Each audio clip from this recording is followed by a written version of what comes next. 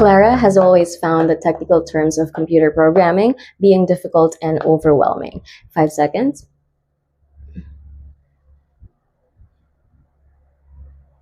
Correct answer, letter C. Tatandaan nyo, kapag meron kayong verb na find, dapat ganito yung formula niya.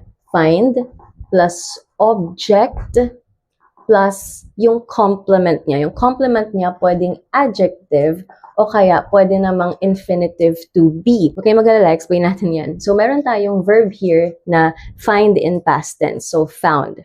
So, ito na yon, right? Now, ano yung object natin? Ang object natin, ito, the technical terms of computer programming. Ito kasing object na to, yan yung tinitignan ni Clara na difficult and overwhelming. Now, again, sabi ko sa inyo, complement yung ilalagay natin. So, it's either adjective or the infinitive to be. So, kung halimbawa mag-adjective lang tayo, pwede na natin siyang tanggalin altogether eh. Like, sabihin lang natin, Clara has always found the technical terms of computer programming difficult and overwhelming. Tama na siya ng ganun. Kasi kasunod na ng object natin, yung adjective na difficult at saka overwhelming. Kung gusto mo pa rin i-retain tong being, gagamit ka ng infinitive to be naman. So, instead na being to, dapat to be.